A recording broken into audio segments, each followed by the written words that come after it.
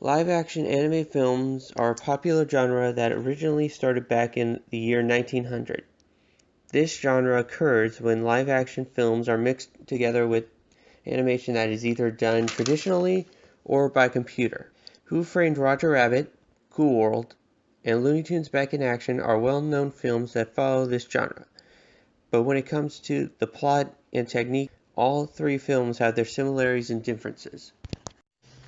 Looney Tunes Back in Action is a spy movie that mixes with comedy and fantasy. This story itself focuses on Brendan Fraser's character, DJ Drake, Daffy Duck, Janet Elfman's Kate, and Bugs Bunny as they search for a mystical diamond known as the Blue Monkey. When it comes to this film's use of live-action animation, all the cartoon characters are mostly just inserted to the real world. No real impact or balance for it.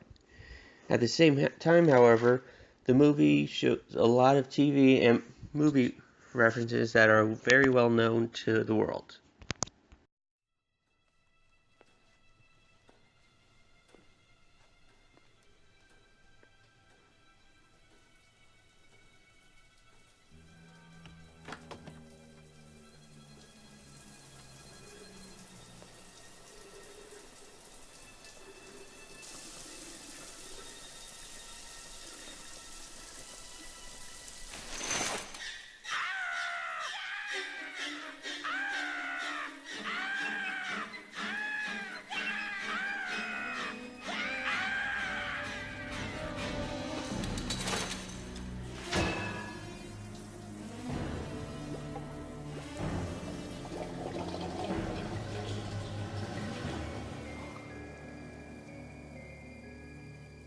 Doesn't anyone knock anymore?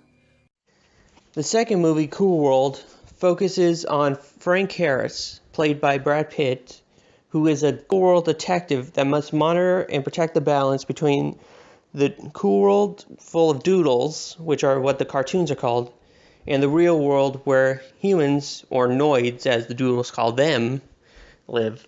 Unlike Looney Tunes, which was mostly cartoons living in the real world, Cool World has everything in the cartoon world. There is one female antagonist in the movie that is against this balance and is trying to become a Noid herself.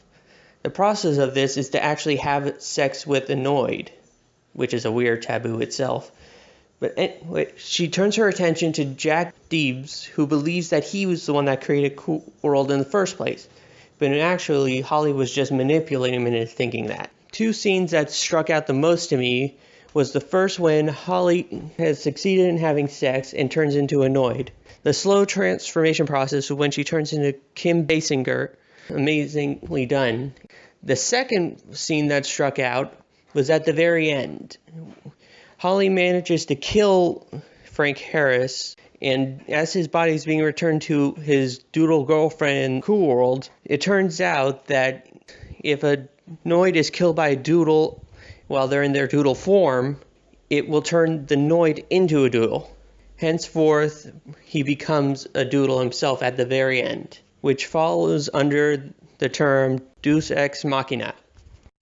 The final movie, Who Framed Roger Rabbit, is focused in Hollywood, where Bob Hoskins' Eddie Valiant is a private detective that is trying to solve the murder of Marvin Acme and clear the name of Roger Rabbit.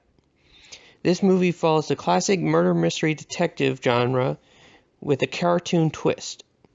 Unlike the previous two movies, this one has a perfect balance of cartoon and live action, and the technique used for digital work is very well done, as it makes the interaction between cartoon and real life truly shine. You do. I don't. You do. I don't. You don't. I do. You don't. I do. You don't. Listen, when I say I do, that means I do.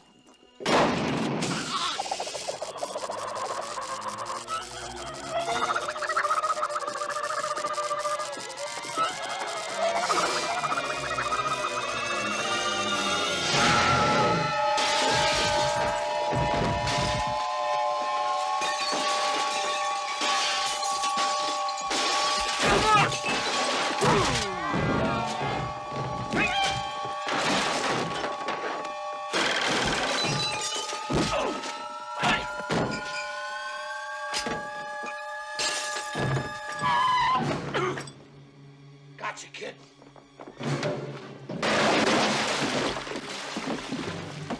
Come on, Eddie, let's get out of here. Move it, Pop. Yes!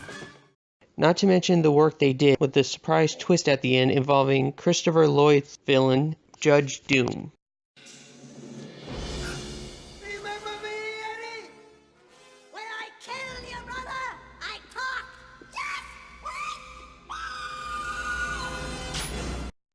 All three films were very talented in their usage of combining animation with live-action movies. And while all three of them had their ups and downs, it still felt good to watch. It's funny how ironic it is that Who Framed Roger Rabbit, which is the oldest of the three, was the closest and perfect balance between cartoons and live-action drama. Hopefully the people upstairs will continue to make great movies and think of new ways to make the live-action animation genre even better than before. And as a famous pig once said,